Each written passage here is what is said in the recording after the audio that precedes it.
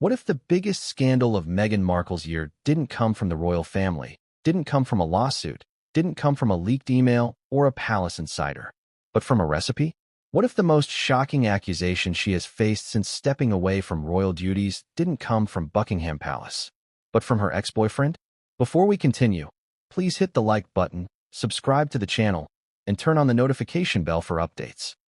And what if her highly anticipated return to Netflix, the glossy, festive, carefully curated cooking special, with Love, Meghan, holiday celebration, set to premiere on December 3rd, wasn't just a lifestyle comeback, but a bomb waiting to explode? Let's start with the question that is already burning across social media. Did Meghan Markle steal her recipes? And more specifically, did she steal them from the man she once dated, the celebrated Canadian chef whose dishes defined Toronto's culinary scene for years? Did she take the recipes of Cory Vitiello, the man whose food shaped her early lifestyle branding, and present them on Netflix as her own? Before you answer too quickly, pause for a moment. Because this accusation isn't random. It isn't flimsy. It isn't coming from anonymous Twitter accounts or nameless blogs. It is coming from someone who has been quiet for years, someone who watched Meghan's ascent from lifestyle blogger to duchess to global celebrity, and sat silently as his own culinary fingerprints began appearing in her work. Until now, the day the trailer for With Love, Meghan dropped, something shifted. It wasn't subtle. It wasn't vague. It was immediate, visceral, unmistakable. Because according to insiders close to Cory Vitiello, the moment he watched those 30 seconds of festive cooking, plating, and storytelling, he recognized something that stopped him in his tracks.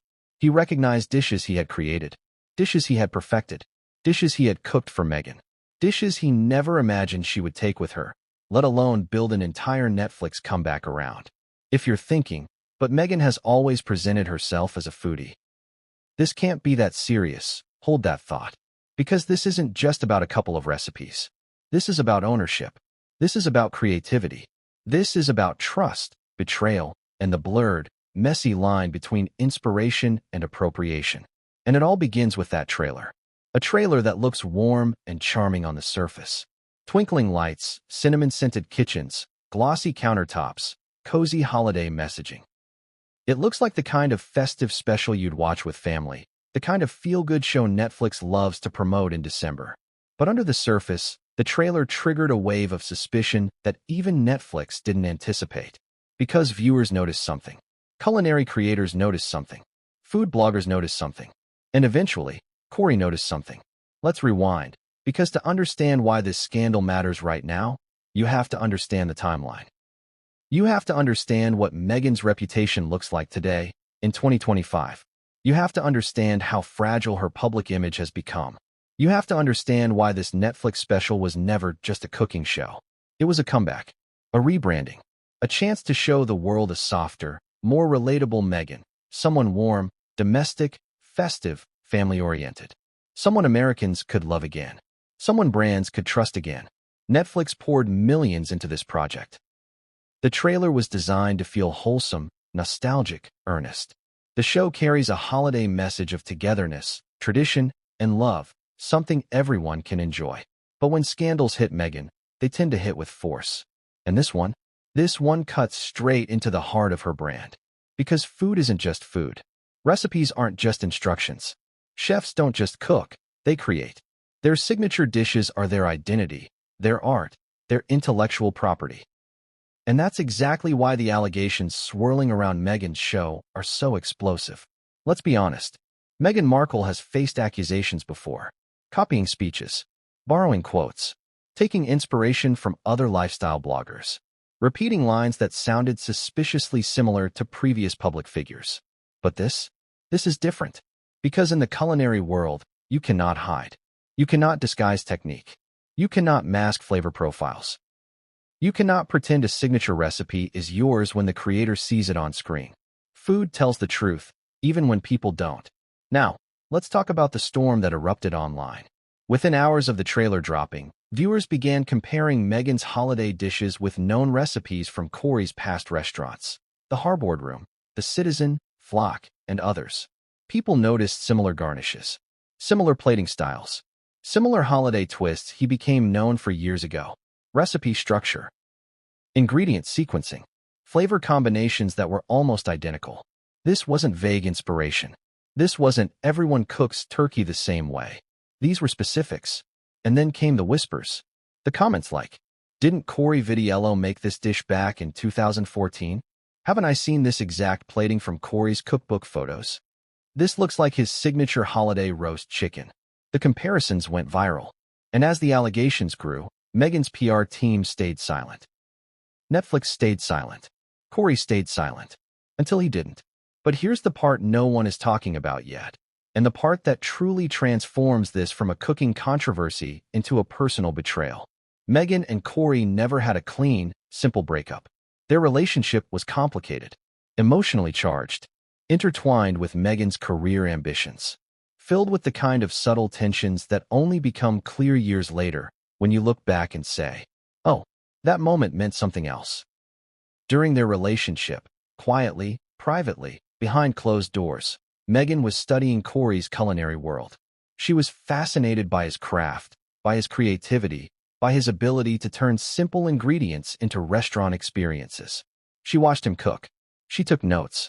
She tasted everything he made. She learned from him. And that's not a crime. People learn from each other all the time. But here's the problem. When their relationship ended, Meghan left with more than memories.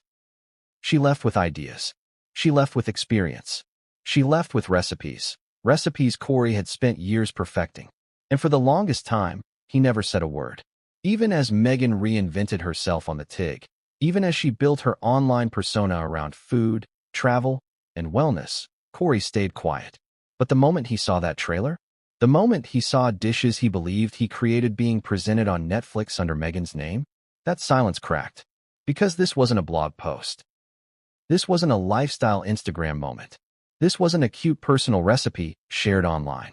This was a professionally produced, financially backed, globally distributed cooking show with Meghan Markle as the creator, star, and recipe authority. This was her claiming ownership in front of millions of viewers. And Cory? He had receipts. But here's the question the audience needs to ask. If Meghan knew these recipes weren't entirely hers, why would she center her entire Netflix comeback around them? Was it confidence? Was it carelessness? Was it entitlement? Or did she believe Cory would never speak up? And why now, after years of silence, is Cory choosing to break that silence right before the show's premiere? Because something pushed him. Something made him say, enough. Something made him feel this wasn't inspiration anymore. This was theft. And that word, theft, is exactly the word the media is now using. But here's where this story becomes even more layered. Netflix didn't know any of this when they approved the show. They had no idea Meghan's recipes were linked to a former partner. No idea the culinary community would recognize the patterns. No idea a brewing scandal was about to overshadow their holiday launch. And the timing? It couldn't be worse. Netflix is already dealing with public fatigue around the Sussex brand. The company needs wins. Feel-good content, high streaming numbers, positive press.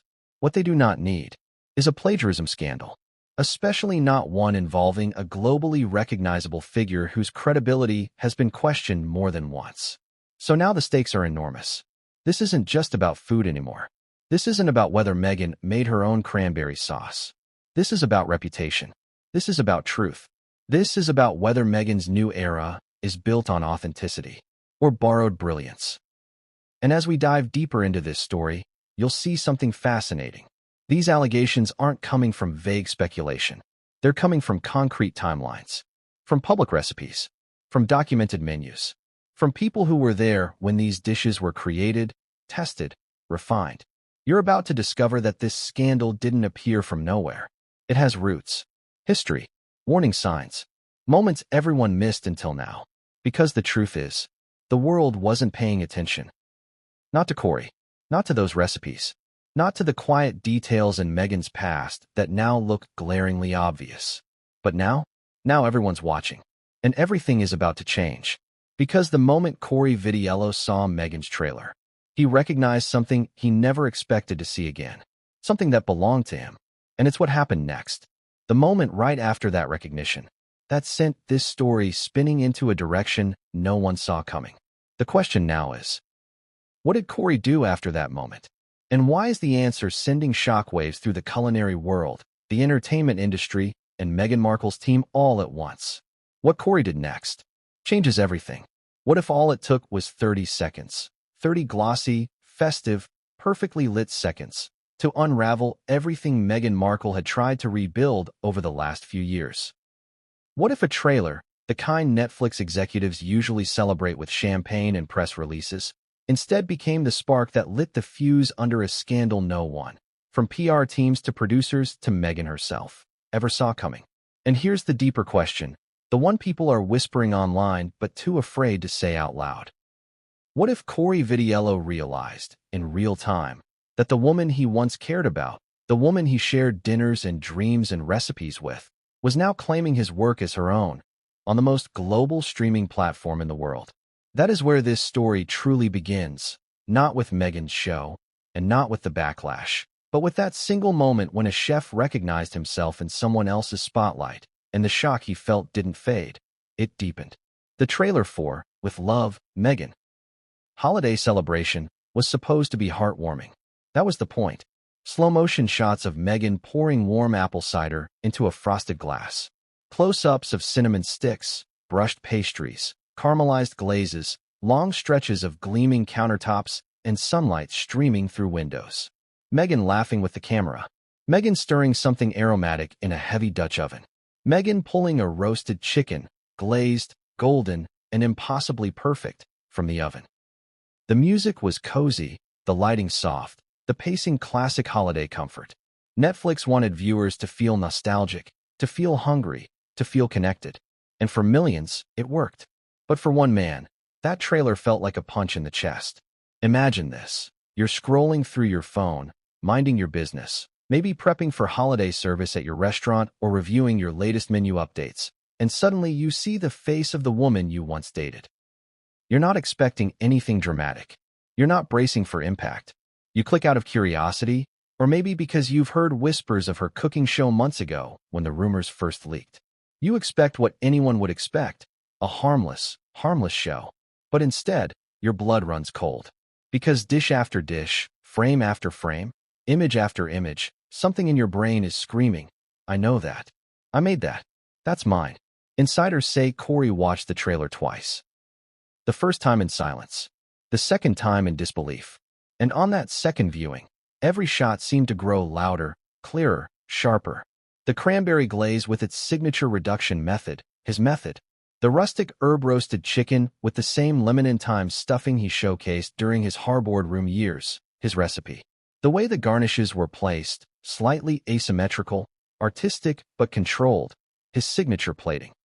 Even the warm spice cider recipe Meghan smiles about in the trailer, the one she describes as a family favorite, looked identical to the mulled apple drink Cory served in his restaurant every holiday season for nearly a decade. But here's the part almost no one realizes unless they understand food the way chefs do. Culinary fingerprints don't lie. They're as distinct as handwriting. You can copy a recipe, you can imitate a technique, but style?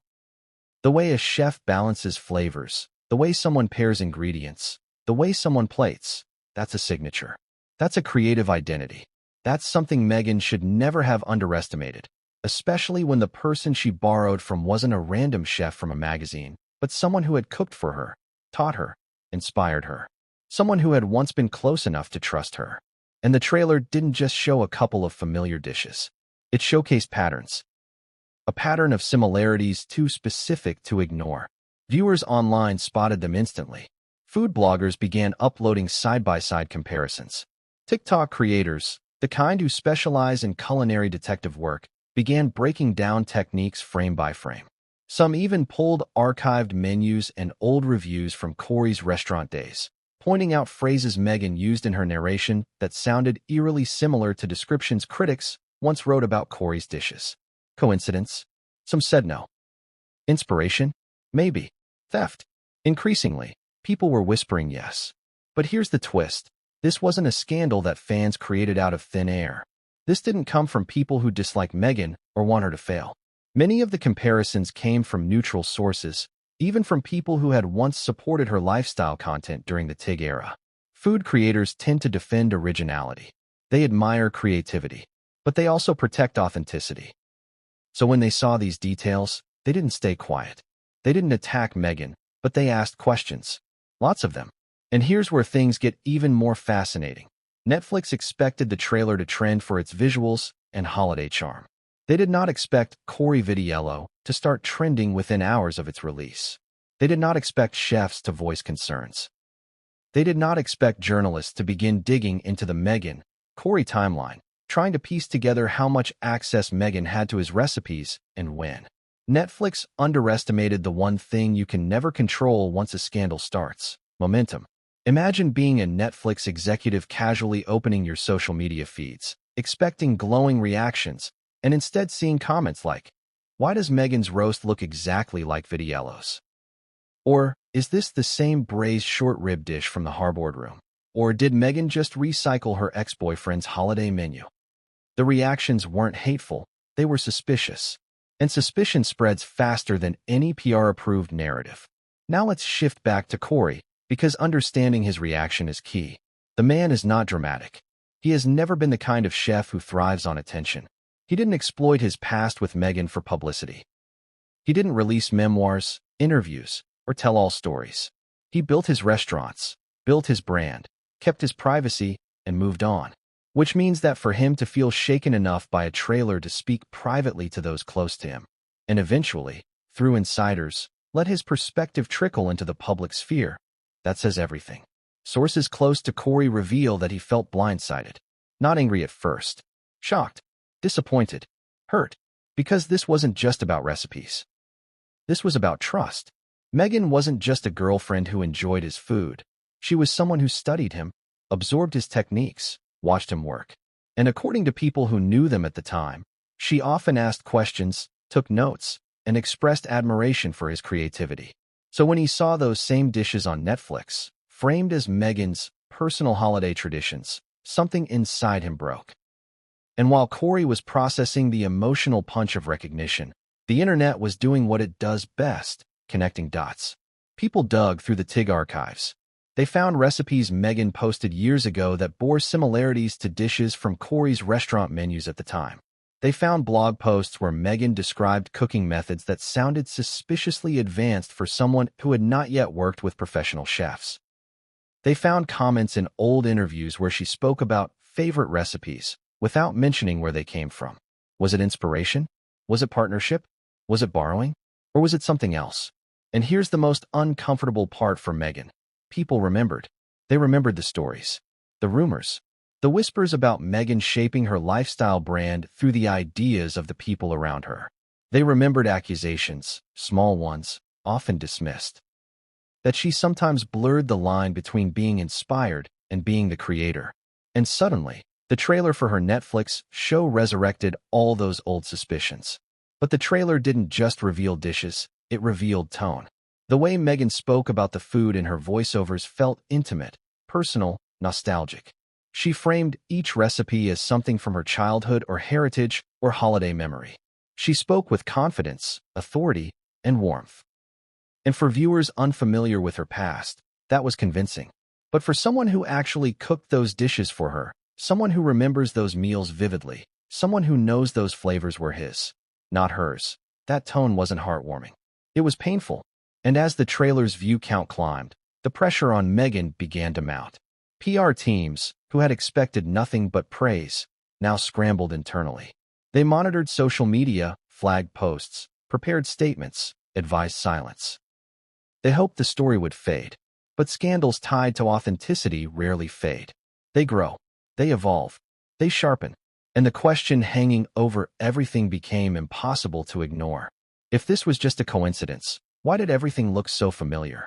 But before anyone could answer that, something happened, something that turned suspicion into near certainty, something that shifted the tone online from "this looks similar" to "this looks deliberate." And that moment was the appearance of one specific dish in the trailer, one dish that no one expected to ever see again, one dish with a history only two people truly understood, one dish that could not have been a coincidence by any stretch of imagination. And when Cory saw that dish, everything changed. What happens when the dish that exposes everything, the dish that no one was ever supposed to see again, forces the world to revisit a chapter of Meghan Markle's life she spent years burying. What happens when a single recipe pulls open the door to a relationship she never wanted dissected, analyzed, or dragged back into the public arena? And more importantly, why does that forgotten relationship matter now more than ever? Because to understand why Cory recognized that dish instantly, to understand why the trailer shook him deeply instead of amusing him or confusing him or making him roll his eyes, you need to understand who he was to Meghan, before the palace, before the spotlight, before Netflix, before everything. Long before the world called her Duchess, Meghan was a working actress living in Toronto, filming Suits, and trying to elevate her lifestyle brand while navigating the competitivity of Hollywood from a distance. She lived in a modest rental home, jogged along quiet local trails, visited yoga studios, and wrote for the TIG, her digital identity before royal life rewrote everything. She was still ambitious, still strategic, still driven, but she was also human, hungry for validation, experimenting with her aesthetic, testing out the Meghan Markle she wanted the world to see. And into that evolving world walked Cory Vitiello, one of the most beloved chefs in the Toronto culinary scene. If you lived in Toronto during that era, you knew Cory. Not because he was flashy or loud or celebrity-obsessed. He was the opposite. He was respected, a chef's chef. Someone whose food critics described as emotional, generous, soulful. Someone who built restaurants that felt lived in and warm, not pretentious or intimidating. Someone who treated ingredients like memories and meals like stories. Meghan met him at a time in her life when she was shifting from acting to lifestyle influence, when she wanted to learn, absorb, and collect experiences that could shape her public persona. And she found in Cory not just a partner, but a teacher. Someone whose creative universe fascinated her. Their relationship wasn't explosive or tabloid-fueled at first. It was quiet, mutual, domestic in a way Meghan later romanticized online through the TIG. Friends close to them described their connection as deep but protective, something they didn't flaunt but also didn't hide. They were seen together at his restaurants. They were seen at farmers markets. They were seen during slow Sunday brunches when the city felt half asleep and winter sunlight hit the sidewalks like glass. People noticed something. Meghan admired Cory. Genuinely. Intensely. And admiration from someone like Meghan often comes with an undercurrent of adoption. She doesn't just observe, she absorbs. Think about it. During this period, the TIG became heavily food-focused.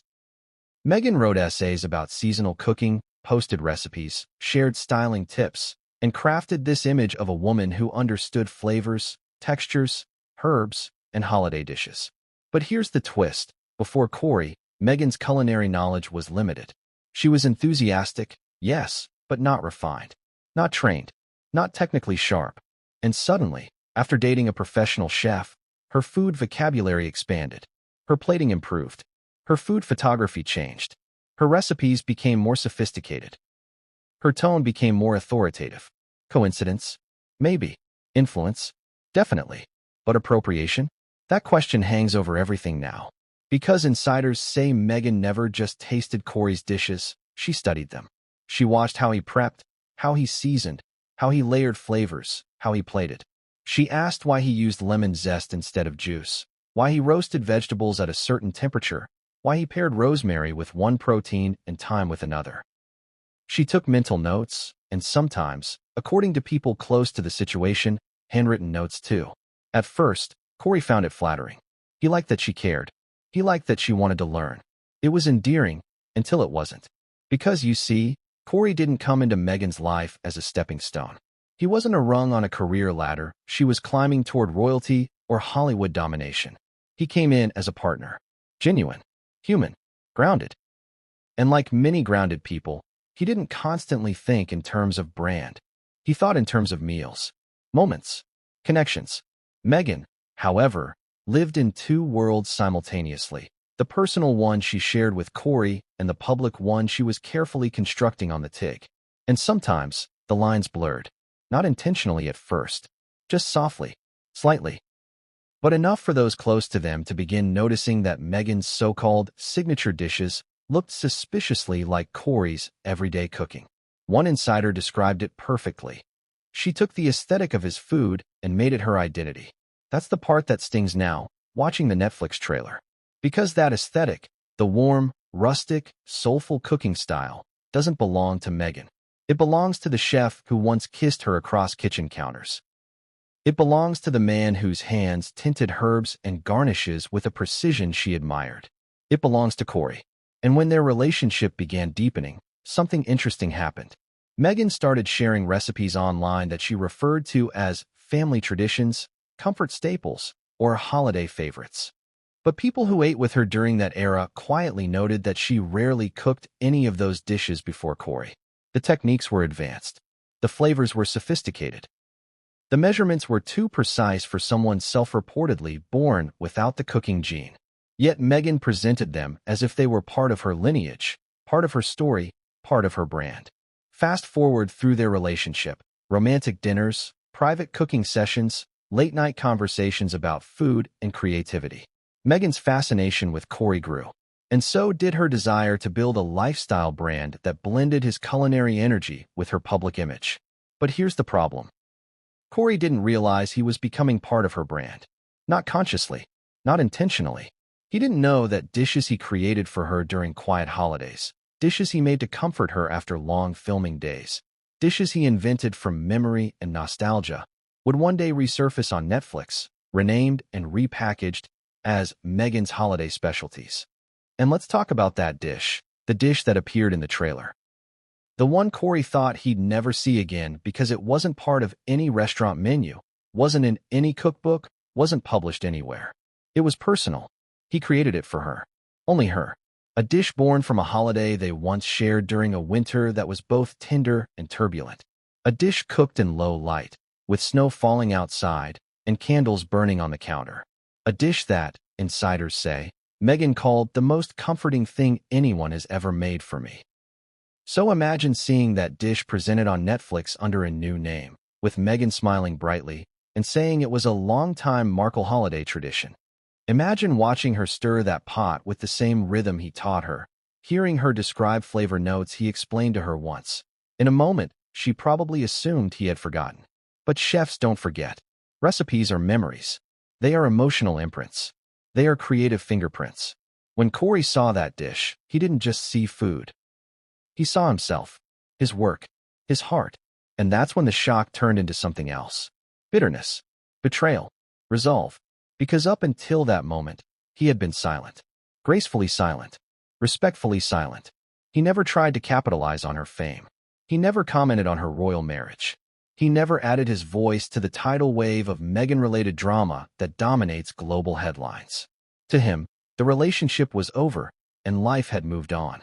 But seeing that dish, their dish, turns silence into fire. And fire spreads. But how did that relationship even end? And why does the timing matter? Their breakup was sudden. Not explosive, not dramatic, but abrupt. Meghan ended things, quickly, decisively, with little explanation. One moment she was in Cory's world, cooking in his kitchen, learning from him. The next moment she was gone, emotionally gone before she was physically gone. Insiders say Meghan changed in those final weeks. She became more withdrawn, more strategic, more fixated on new opportunities that were beginning to open up for her. Meghan's star was rising. Offers were coming in. Public attention was shifting. And on that path upward, Cory didn't fit the picture she was painting for herself anymore. But breakups don't erase knowledge. They don't delete memories. They don't take back recipes. And they don't undo the impact someone's creative world had on you. Meghan carried those recipes with her, knowingly or unknowingly, into her blog, into her brand, and finally, into Netflix. And here's the twist. She may not have realized how recognizable they would be. She may not have anticipated that culinary detectives would analyze her trailer. She may not have expected that Cory, after years of silence, would see that dish and feel compelled to speak. But the trailer forced everything into the light. And now, to fully understand what happened next. Meghan's transition from lifestyle blogger to Duchess, her sudden pivot away from Cory, her reinvention, her patterns of borrowing identity. You need to understand something far more personal. Because Meghan didn't just leave Cory. She left with pieces of him. Pieces she later used to build something bigger. And what came next would change everything. What if the recipes Meghan Markle is now presenting to Netflix as part of her holiday heritage weren't born in her family kitchen, weren't inherited from generations of Markle traditions, and weren't the result of years of personal experimentation, but were instead lifted, piece by piece, from a man who never imagined they would travel beyond the private moments they once shared? What if these dishes were never hers to begin with? Because to understand the magnitude of what is unfolding around her Netflix special, you must understand the origin of the recipes at the heart of the controversy. Not the glossy on-camera version, not the PR-friendly childhood favorites, but the real source, a chef whose creative universe Meghan entered, studied, and carried with her long after leaving his life behind. Let's start with a simple truth most people ignore. Recipes don't appear out of nowhere. They evolve. They develop. They come from years of experimentation, failure, success, instinct, precision, intuition, experience, and memory. And when someone creates a dish, truly creates it, it becomes part of their identity. It's not just food. It's personal. It's emotional. It's a fingerprint. And Cory Vitiello's recipes were exactly that. Fingerprints of a chef who poured his history, his travels, his family influences, his Italian-Canadian upbringing, his culinary training, and his creative instincts into everything he made. Which is exactly why the similarities showing up now in Meghan's Netflix special aren't being dismissed as coincidence by people who actually know Cory's work. You see, most viewers only see the final product. A roasted chicken beautifully browned, a spiced cider gently steaming, a plate of winter vegetables drizzled with a subtle glaze. But chefs see details. Professionals see patterns. Experts see signatures. And the deeper you look into these dishes, the harder it becomes to claim they are merely inspired by Cory rather than lifted directly from him. Let's talk about the roasted chicken first, because this is the centerpiece of the controversy. Meghan's trailer shows her pulling a herb-roasted bird from the oven, gleaming with a citrus herb glaze, finished with a lemon-thyme mixture stuffed beneath the skin. To an average viewer, it looks delicious. To someone familiar with Cory's culinary career, it looks hauntingly familiar, because it is the exact preparation method that defined one of Cory's signature dishes during his Harboard Room years. The blend of herbs. The lemon zest tucked inside the cavity. The way the skin is brushed with a specific mixture of butter, garlic, and citrus oils.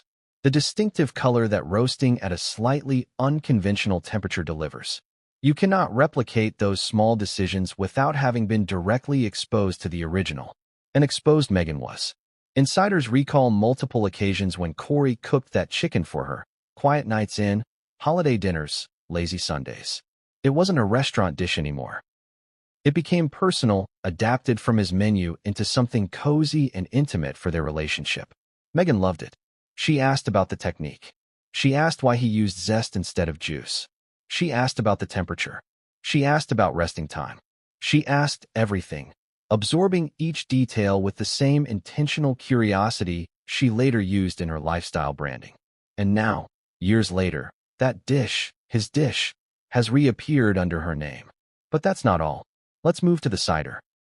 In the trailer, Meghan stirs a pot of spiced apple cider, describing it as a Markle family tradition. But those who have followed Cory's holiday menus for years know the truth. His mulled cider is legendary, not for its ingredients, which are fairly standard, but for the technique. Cory used a specific spice blend, warmed it in stages, and used an unusual slow reduction method that resulted in a richer, more aromatic cider than anything sold commercially. His restaurants serve this every winter. His guests raved about it. And more importantly, Meghan sat at the bar while he prepared it countless times. The cider in the trailer follows that method almost exactly, down to the order in which the spices hit the pot.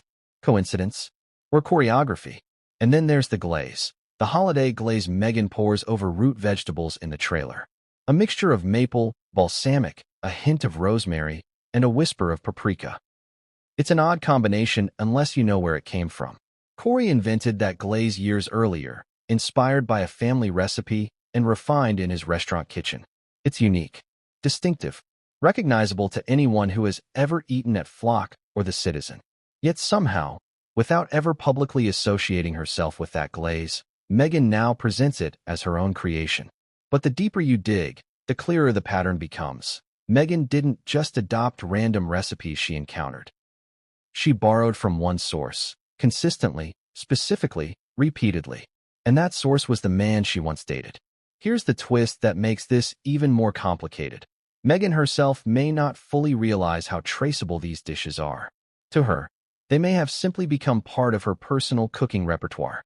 Dishes she learned, loved, practiced, and repeated. Over time, the human brain tends to blur memories, merge influences, rewrite origins. She may genuinely believe these recipes became hers. But the problem is, on a global platform like Netflix, becoming yours is not enough. Authenticity must be clear. Credit must be given. Ownership must be acknowledged. And Meghan gave none. Because in the trailer, just 30 seconds long, she referenced these dishes as family traditions, holiday favorites, and recipes I've always made. She spoke with intimate authority, the way someone speaks about handed-down wisdom rather than borrowed brilliance. And that tone struck many viewers as too confident, too practiced, too polished. But the most damning element isn't the dishes themselves, it's the timeline. Let's break it down. Meghan's cooking evolution exploded during her relationship with Cory. The TIG became more food-centered. Her recipes became more advanced. Her culinary expertise grew. Her ability to describe flavors matured. And after the breakup, that evolution flatlined. She stopped posting complex recipes. She stopped presenting herself as a food authority. She stopped using the styling and plating techniques she had adopted from Cory. Until now. Until Netflix.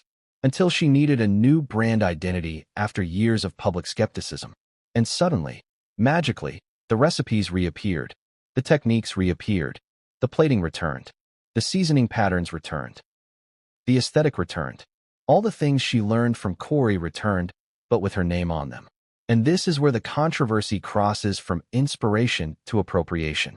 Because when a chef creates something, shares it intimately, and then watches it resurface years later attributed to someone else, it is not just creative theft. It is emotional theft, a form of erasure. Chefs give pieces of themselves to their work. Meghan took some of those pieces, whether intentional or not. She carried them with her, repackaged them, and is now presenting them to the world as her holiday legacy. And that phrase, holiday legacy, is exactly what pushed Cory over the edge, according to insiders. Because that dish he recognized, the one created during a deeply personal moment in their relationship, was not a holiday tradition of Meghan's. It wasn't a family recipe. It wasn't a cultural staple. It was something he made for her once, during a time when they thought their relationship would last longer than it did. Something that held emotional meaning. And now Meghan is claiming it publicly. But here's the part the world has not fully pieced together yet. This wasn't the first time Meghan used Cory's recipes for her own branding. Back during the TIG era, several recipes linked to her blog bore striking similarities to dishes from Cory's menus at the time. Critics didn't notice because no one connected Meghan's blog posts with Toronto's culinary scene. Her audience wasn't local, and Cory wasn't a tabloid figure. The overlap went undetected. Until Netflix. Until a trailer. Until Cory saw something he never expected to see again. And now, the entire narrative of Meghan's cooking identity is under scrutiny. Because if these recipes came from Cory, what does that say about her show? What does it say about her credibility? What does it say about her willingness to acknowledge the sources of her expertise? The real question is, does Meghan realize the evidence against her is stronger than she expected? Because chefs remember. Fans remember. Receipts exist. Menus exist. Archived blogs exist. Photos exist. Culinary patterns exist. And the more people look, the more questions they have. But perhaps the most important question is this. If these recipes weren't hers, why did she feel comfortable presenting them as if they were? And what does that reveal about her relationship with authenticity, not just in cooking, but in every public identity she's crafted? The answer begins to unfold in what happens next. A shift in the story no one anticipated. A moment that would drag this quiet, culinary controversy into something far bigger. Because the recipes were only the beginning. What came after? No one saw coming. What if Meghan Markle's celebrated lifestyle era, the years in which she built the TIG into a carefully curated online sanctuary of travel, fashion, mindfulness, and Most importantly, food wasn't actually a testament to her own originality, but a polished showcase of inspirations she collected from the people around her. What if the foundation of the TIG, the very brand that introduced Meghan to the world long before royal titles and Netflix deals, was built on ingredients and ideas that didn't begin with her at all? This is the uncomfortable question rising again as people dissect the culinary patterns appearing in her new cooking show. Because to understand the roots of the recipes now buzzing around her Netflix special, you must return to the digital stage where Meghan first presented herself as a lifestyle expert, the world of the TIG. For many people, the TIG was their first introduction to Meghan's voice, warm, cultured, worldly, effortlessly chic. It was the kind of space where she mused about self-care, documented her travels, celebrated powerful women, reviewed wine, and yes, showcased her favorite recipes. At first glance, the TIG looked like a classic lifestyle blog, authentic, personal, aspirational. But now, with the Netflix controversy unfolding, many are going back to those old blog posts with fresh eyes, noticing things they didn't notice the first time. Patterns, parallels, and most importantly, recipes that began appearing shortly after Meghan started dating Cory Vitiello. Food historians, culinary bloggers, and even casual observers have begun combing through the archives, and what they're finding is raising eyebrows. Before Cory, Meghan's food posts were simple: smoothies, salads, avocado toast.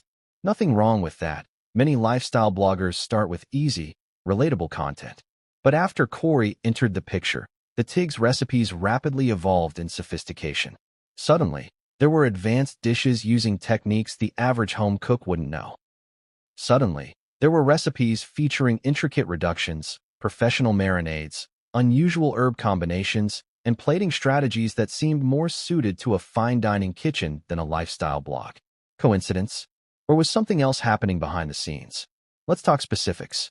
Within months of dating Cory, Meghan posted a roasted chicken recipe described as deeply personal and rooted in cozy nights at home.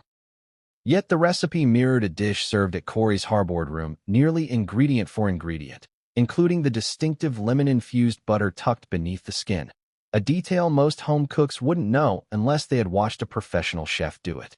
That same winter, the TIG published a holiday vegetable dish glazed with a maple balsamic reduction nearly identical to the one Cory served during his fall tasting menus. A few weeks later, Meghan shared a signature spice cider recipe that bore striking similarities to Cory's well-known seasonal brew. At the time, people didn't connect the dots. Why would they? Meghan never publicly linked Cory's culinary work to her blog content. She never credited him. She never hinted that these recipes were inspired by a chef she was romantically involved with. Instead, she framed them as recipes she loved to make, grew up enjoying, or created for friends. And because the TIG's audience wasn't local to Toronto's dining scene, very few people recognized the overlap. But Cory's peers did. A handful of chefs in Toronto noticed Meghan's posts and raised quiet suspicion. They recognized the techniques, the flavor pairings, the preparation sequences. They joked privately that Meghan must be borrowing from her boyfriend's creative repertoire. But no one said anything publicly because Meghan wasn't a global figure yet. She wasn't a duchess. She wasn't a political lightning rod. She was an actress with a blog, and few assumed she would ever become a subject of global scrutiny. And perhaps that is what emboldened the pattern. Because the more confidence Meghan gained on the TIG, the more she adopted the aesthetic of a true culinary expert. Her photography changed dramatically. Gone were the basic snaps of avocado toast. Suddenly, dishes were photographed with professional lighting, shallow depth of field, rustic props, and artful plating. Exactly the kind of styling Cory's restaurants were known for. Insiders claimed that Meghan paid close attention to how Cory styled food for press photos and mirrored those techniques on her blog. But here is where the story becomes even more fascinating. Meghan didn't just borrow style. She borrowed voice. Her food writing began to echo the language of professional chefs. She began using terms like umami balance, fragrant warming spices, and seasonal layering, phrases that people familiar with Cory's interviews and menus recognized immediately. It was as if she was shaping herself, consciously or subconsciously, into a culinary storyteller using a voice that wasn't originally hers. And as Meghan's star rose, the TIG became a central tool in her personal branding. She wanted the world to see her as worldly, cultured, refined, health-conscious, and, most importantly, a woman with taste. Taste in food, taste in wine, taste in experiences. But the taste she presented often looked a lot like Cory's. The irony is that Meghan often spoke passionately on the TIG about authenticity, about the importance of being true to oneself, honoring one's roots, embracing one's voice. Yet in the culinary sections of her blog, authenticity grows murkier the deeper you analyze. Because those recipes didn't reflect her roots. They didn't reflect her childhood. They didn't reflect her family traditions. They reflected the creativity of a chef she happened to be dating. And this is where the contradictions start to pile up. For example, in one TIG post, Meghan described a holiday recipe as something she made every year with loved ones. But people who knew her at the time said she had never made that recipe before her relationship with Cory. In another post, she shared a salad dressing with an unusual spice combination almost identical to one of Cory's restaurant dressings. She referred to it as my go-to dressing for every dinner party, despite being rarely seen cooking prior to that period. Was it deliberate? Was it unconscious? Was it opportunistic? Perhaps the truth is somewhere in the middle. Meghan has always been strategic. That's not an insult, it's a fact. She knows how to curate a brand, how to shape a narrative, how to present herself in a way that aligns with her goals. And during the TIG era, her goal was to broaden her lifestyle influence. Food was a key part of that, and Cory provided the culinary universe she needed to borrow, whether by intention or by proximity. But here's the nuance that complicates the entire story. At the time, Cory didn't realize Meghan was using his recipes as part of her lifestyle branding. He wasn't reading the blog. He wasn't monitoring her posts. He was busy running restaurants, leading teams, crafting menus. Cooking was his life, his art, his career. The blog was hers. And during their relationship, their creative worlds overlapped naturally. But breakups clarify boundaries. Once Meghan ended the relationship, those recipes became ethically complicated. They were no longer shared between partners. They became something she took with her. And because of her rising fame, what she took, however small it seemed at the time, magnified in scale. Which brings us to the present moment. Netflix didn't know about this history. Viewers didn't know about this history. Most journalists didn't know about this history. But once the trailer dropped and the similarities emerged, people started connecting the TIG-era recipes to Cory's cooking in ways they never had before. And the evidence is overwhelming. Side-by-side comparisons show identical techniques. Phrases Meghan used in blog captions are lifted almost word for word from descriptions critics once used for Cory's dishes. Ingredients she claimed were family holiday favorites line up perfectly with dishes Cory introduced to her. Even the photography angles match those used in promotional material from his restaurants. The TIG wasn't just influenced by Cory, it was shaped by him. And this is where the emotional thread tightens. Because if Meghan used the TIG to quietly adopt recipes from Cory during their relationship and after their breakup, then the Netflix controversy is not a new behavior. It's a continuation, a pattern, a recurring cycle of absorbing someone else's creativity and later presenting it under her own banner, wrapped in polished storytelling. And that leads to the uncomfortable question. When Meghan tells stories about her cooking heritage, whose stories is she really telling? Her family's? Her culture's? Her own? Or Cory's? This is the question swirling across social media, the question journalists are now investigating, the question that culinary professionals are whispering about behind closed kitchen doors. And as the world begins to revisit the TIG through this new lens, one realization becomes clear. The Netflix recipes didn't appear from nowhere. They came from somewhere very specific. A somewhere Meghan hoped no one would revisit. But the past is never fully buried. Not when recipes leave fingerprints. Not when people remember. Not when dishes resurface years later on a global platform. And what happened next, after people began revisiting the TIG, is when the controversy turned into something far more explosive. Because the next revelation didn't come from the public. It came from the breakup. And the moment the breakup timeline is examined, everything changes. What if the most important clues in this entire scandal? More important even than the recipes, more important than the Netflix trailer, more important than the TIG, were buried not in the dishes themselves, but in the timeline of Meghan and Cory's breakup? What if the truth behind this exploding controversy isn't simply that Meghan borrowed recipes, but that the very moment she walked out of Cory's life, she walked out carrying far more than emotions and memories? Because when you look closely, really closely, at the sequence of events, when you examine the months leading up to their split and the weeks that followed, a new question emerges. Did Meghan take the recipes with her on purpose? Or did she take something else, something far more valuable than food, something that would later rebuild her entire public image? To understand the gravity of what happened, let's rewind. Not to the early, warm days of their romance. Not to the quiet dinners, the shared playlists, the flirtatious text messages, the cozy snowfall nights. No, we're rewinding to the shift, the turning point, the gradual change that people close to them noticed long before the breakup became official. And here's the surprising thing. It didn't start with tension. It started with ambition. Meghan was always ambitious, but ambition without direction is harmless. During the earlier months with Cory, her goals felt personal, not public. She wanted stability, community, creative expression, validation.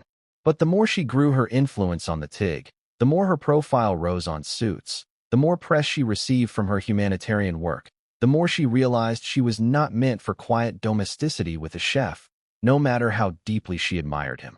And that is when friends began noticing something. Meghan's questions changed.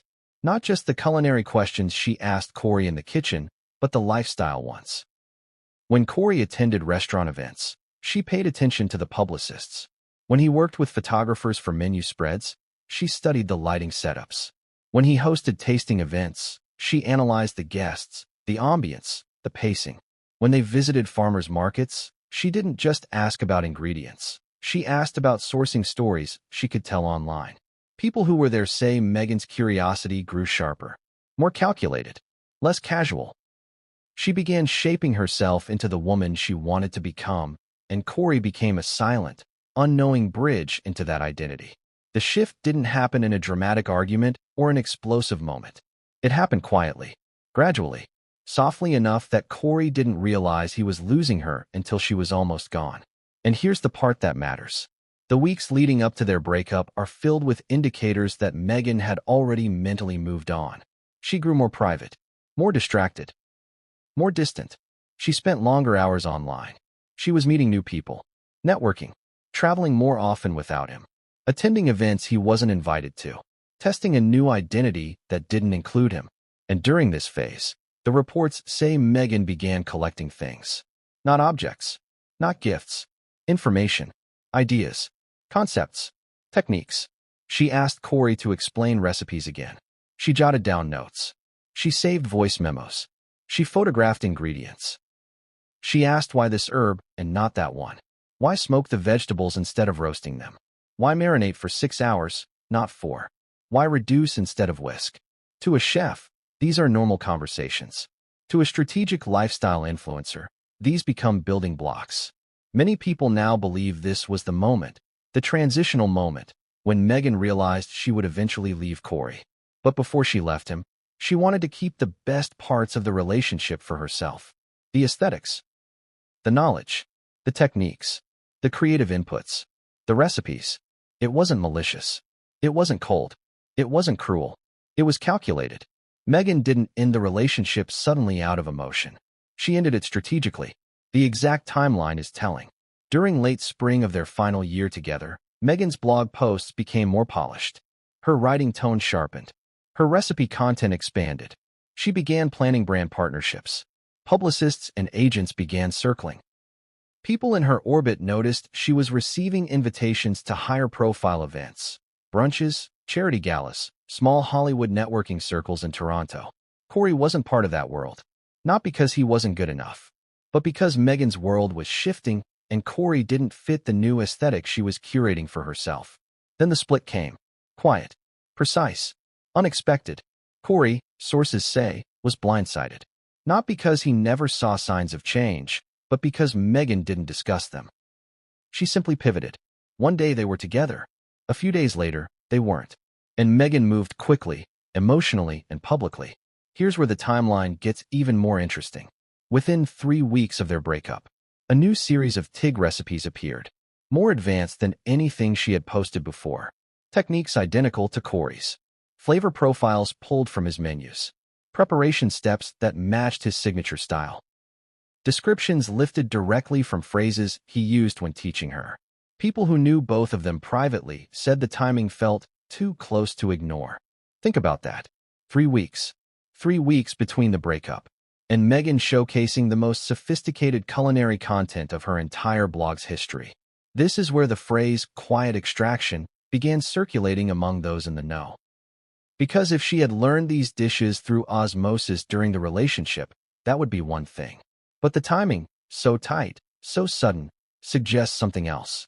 Meghan held on to these recipes deliberately, waiting for the right moment to reveal them. The emotional layer to this is painful when viewed from Cory's perspective.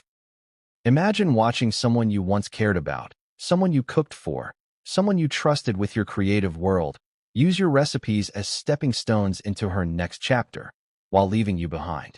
No explanation, no credit, no acknowledgement. And things only grow more complicated when you look at what happened immediately after. Because after the relationship ended, Meghan didn't stop evolving her public image. She accelerated it. She began attending more high-profile events. She expanded her humanitarian work. She leaned deeper into lifestyle branding. She began sharpening the image of Meghan Markle that would later captivate a prince. But the culinary identity she had adopted from Cory sat quietly beneath it all, sleeping, dormant, waiting, until Netflix needed a new direction for her. Until the pressure mounted for Meghan to reinvent herself again. Until the Sussex fatigue headlines pushed her team to pitch something new. Until she needed a warm, relatable, uncontroversial public persona to regain favor with audiences. And what did she reach for? Not something new. Not something radical. Not something inherently Meghan. She reached back into the past. Into her years with Cory. Into the recipes she learned in his kitchen. Into the dishes she took with her. Into the cooking identity she shelved for nearly a decade. Until she needed it again. This is why the trailer's release hit so hard. Not just because the dishes looked like Cory's. Not just because the techniques matched. Not just because the plating was identical. But because the emotional betrayal resurfaced. The realization that Meghan did not just take recipes. She took the version of herself she developed through Cory, and years later repackaged it under the banner of Markle family traditions. But here's the twist that transforms this from emotional to explosive. The dish that appeared in the trailer. The one created during a holiday dinner that only Meghan and Cory shared. Never appeared on the TIG. Never appeared online. Never appeared in any public-facing content. Which means one thing. Meghan didn't simply remember this dish. She preserved it, protected it, kept it tucked away, waiting. For years. This wasn't passive influence. This was active retention. A quiet keeping of creative property that never belonged to her. And now, as this pattern becomes undeniably clear, the question shifts from did Meghan borrow these recipes to something far more serious. Did she take them with intention? Did she always plan to use them someday? Did she believe the world would never connect the dots between her Netflix special and her ex-boyfriend's culinary legacy? Because what happens next, the moment Cory reaches his breaking point, is when this story stops being about recipes and becomes a confrontation years in the making. And what came next would change everything.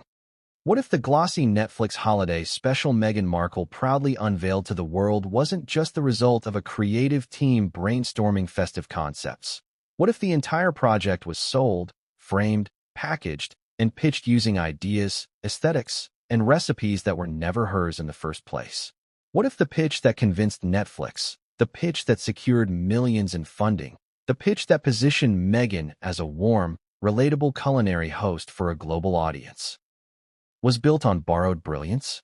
Because to understand how this scandal reached a boiling point, you must understand how the show was born, not in the kitchen, not in a production suite, but in a conference room where Meghan Markle presented a story so polished, so nostalgic, so emotionally compelling, that Netflix executives didn't just believe her, they believed in her.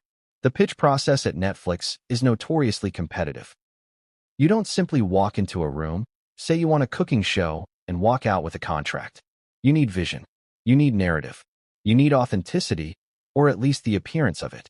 You need a hook strong enough to make executives lean forward in their seats. And Meghan, ever the strategist, crafted exactly that. Her pitch wasn't technical. It wasn't culinary. It wasn't about skill or expertise or technique. It was emotional. She told Netflix something she knew they couldn't resist. I want to create a holiday special that brings people together, using recipes from my childhood, my family, and my own kitchen traditions. A show that feels like home. Netflix executives didn't question it. Why would they? Meghan had built a reputation through the TIG as a